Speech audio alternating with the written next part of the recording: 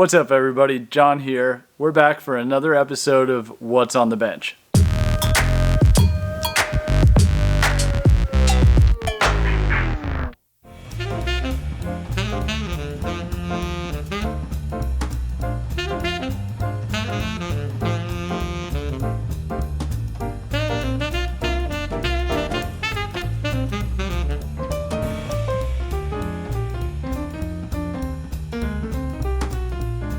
It's a little tradition of mine to start these episodes off with a beer, because most of the time when I do these videos, I sneak out to my shop.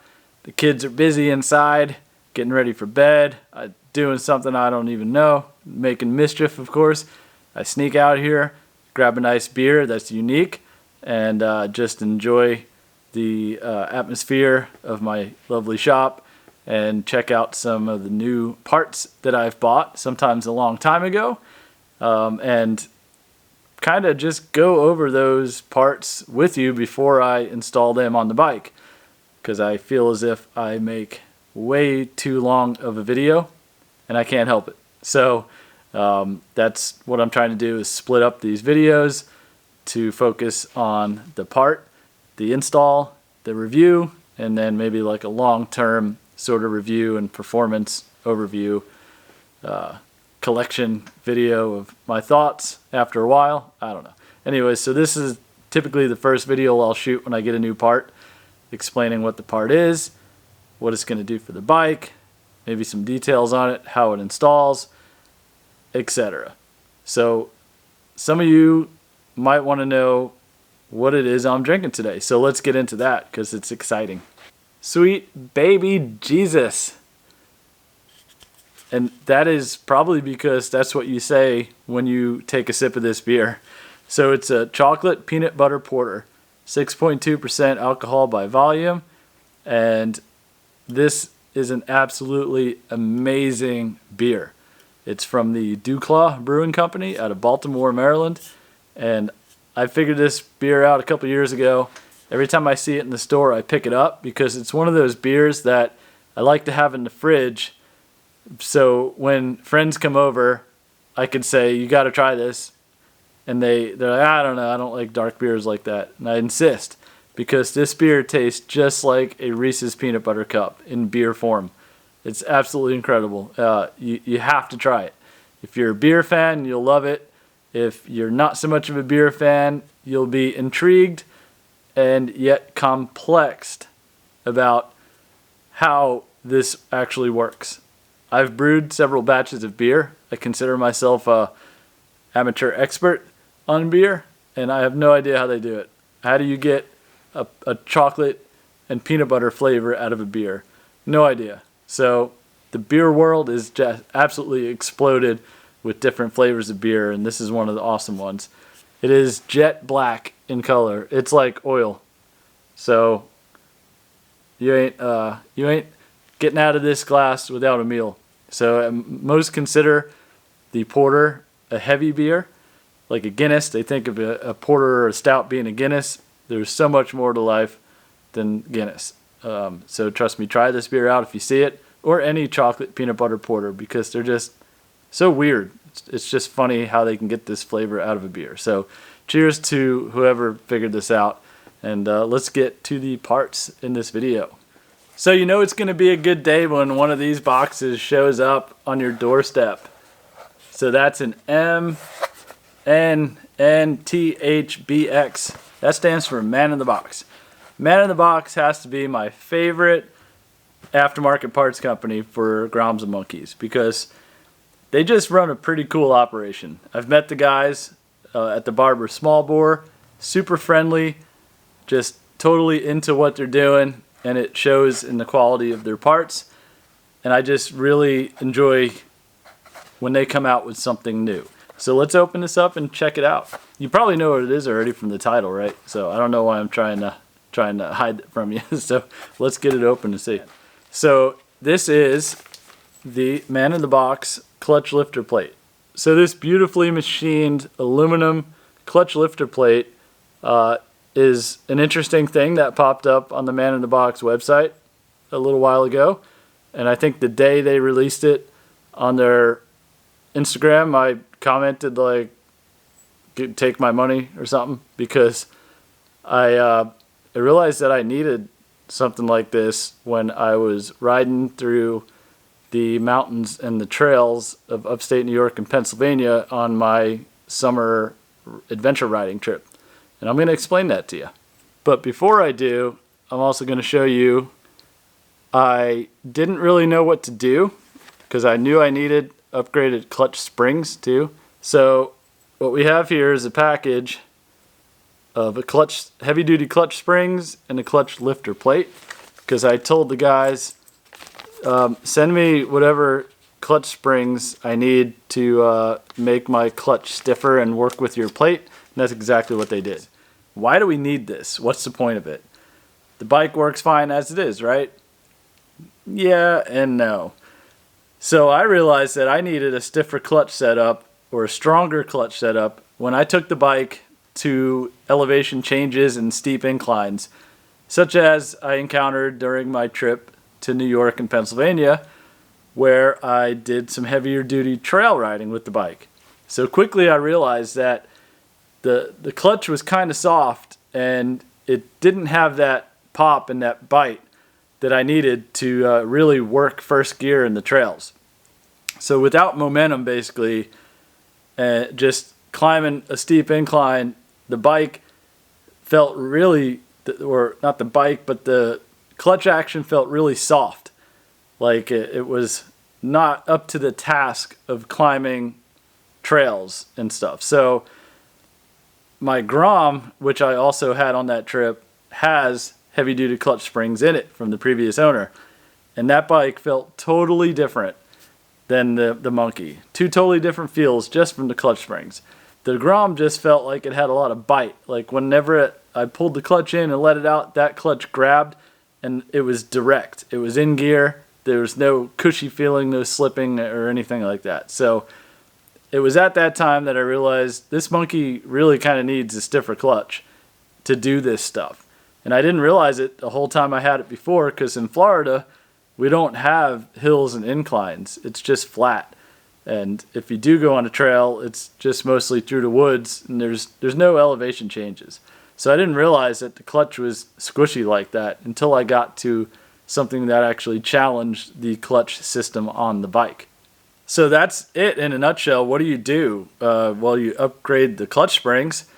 And then I think the theory is, if you upgrade the clutch springs, is the actual plate which holds the springs down strong enough for those clutch springs. And that's where that nice little piece comes into play, because that is strong enough. And I believe it modifies on the OEM design just a little bit. I'm not going to know until I actually get in and change a part on the bike. And I've had this part for a little while, and I just don't really know when exactly I will get to install them. So that's why I kind of do these videos. But we're going to do something a little bit different here. Instead of me just talking and you getting bored, I'm going to do a screen capture on my Mac right there. And we're going to look at the part on the MNNTHBX site. And then I'm going to show you in the factory manual how that part works, what the OEM part is, and how we might change it. And also, I'm going to point out that you might be interested in purchasing or borrowing the Honda special tool that you'll probably need, or at least will make your life way easier when you do come to replacing this part. So with that, I'm going to cut over to my laptop there, and then we're going to check this out a little bit deeper.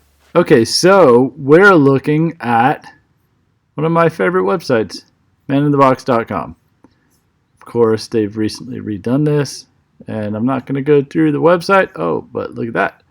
There is the product that I'm looking for. I already have the tab open here, and there it is in all its glory. The clutch plate. MNNTHBX clutch plate fits Honda Monkey. So it's $32.95, and you can read it right here. Basically, the main difference between this CNC machine billet plate and the OEM is strength. Able to handle the stiffest springs on the market. our plate is manufactured to exact OEM tolerances to ensure perfect fitment and avoid the pitfalls of other aftermarket plates. That little part right there is important because the brief research I've done on clutch plates is that certain ones don't work so well, like the Koso clutch plate. I don't really know why, but once I saw MNNTHBX come out with one, I said, well, surely that's going to be the ticket there. So cheap enough, $32.95. It's a really nice aluminum billet part. Can't go wrong. And the clutch springs that I got are the EBC heavy duty springs, and these are only sub $10. It's super cheap. So you're looking at basically less than $50 shipped for all this stuff. That's a super cheap price. You're not going to find too many parts for too many things out there that add performance for less than that. So, but my experience comes from cars, and that's not a bad deal. So let's jump over to the factory manual here, and I want to point out right over here, this is the removal technique for the clutch plate, and the clutch plate is right here. This is where we're looking. So basically right here on this one diagram, you can see the actual clutch plate. So the process of this is to hold the primary drive and driven gear, then remove the centrifugal filter rotor lock nut using the special tool. So there's a special tool right here. I guess this is called the universal holder. And then once you get the centrifugal filter rotor off, this is the oil spinner, most people know it as, you will come in contact with the clutch plate. And you can see there's 1, 2, 3 bolts here on this OEM clutch plate. And once again, you see a special tool, the lock nut wrench.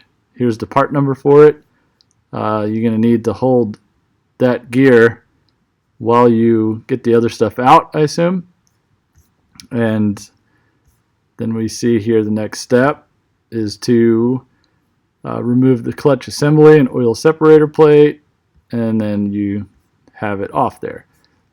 And here once again you see there's another special tool being used. So there's a lot of special tools in this process.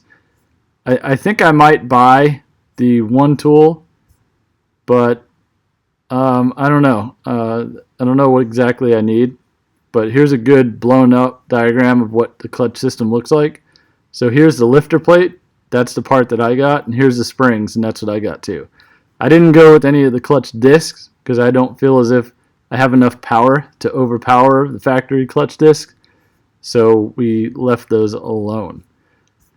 But that's basically a look at the setup there, what the parts are, where they go on the bike, and hopefully that shows you a little bit more about it.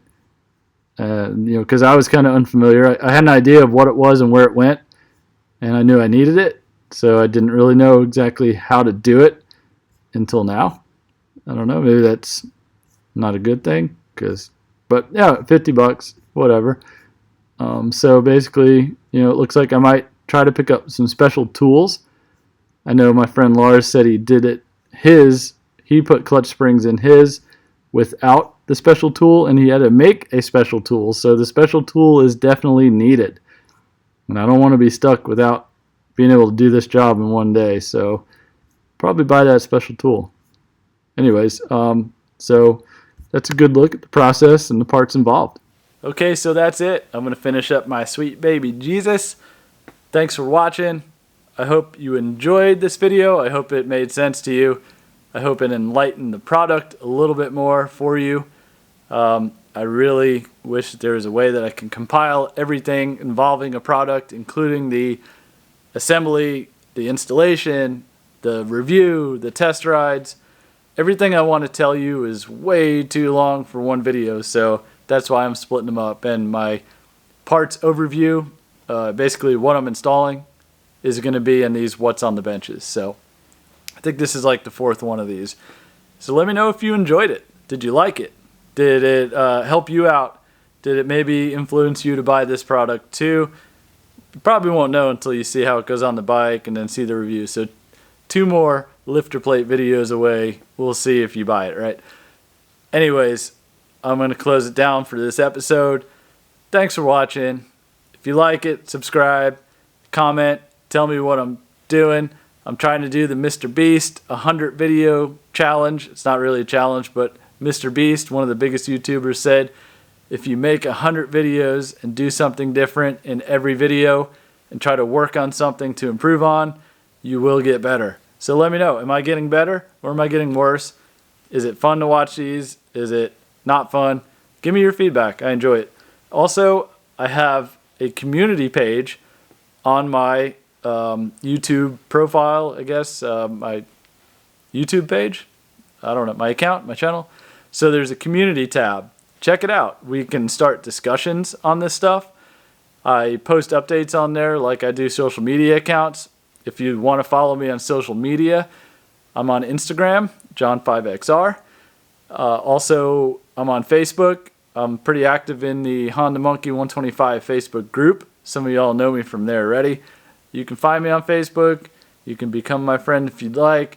I post mostly things about my kids and my motocross racing and car racing. Not much Honda Monkey content on Facebook.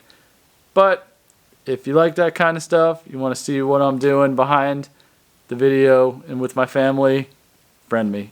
So that's it. Thanks for watching. We'll see you in the next one.